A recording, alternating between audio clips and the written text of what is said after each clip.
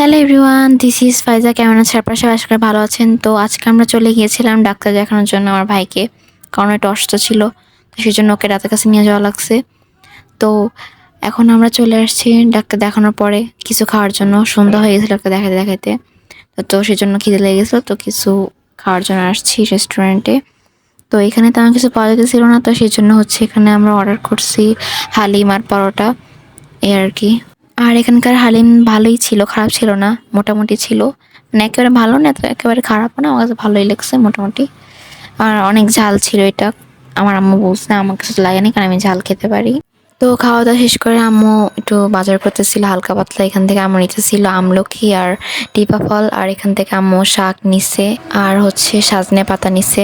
এখানকার শাকসবজি অনেক ফ্রেশ ছিল, তো সেজন্য আম্মু এখান থেকে শাকসবজি নিয়ে নিছে। তো এখন আমরা বাসায় যেতেছি, কারণ আহনাফকে ডাক্তার দেখানো শেষ, খেয়েও নিছি, আম্মু বা কিছু বাজার করে নিছে। তো আর কিছু করার নেই, তো সেজন্য বাসায় চলে যাচ্ছি। তো আপনাদের আমার ভিডিও কেমন লাগছে অবশ্যই জানাবেন, আর লাইক কমেন্ট শেয়ার করে দিবেন, আর অবশ্যই আমার চ্যানেলটি সাবস্ক্রাইব করে আমার পাশে থাকবেন।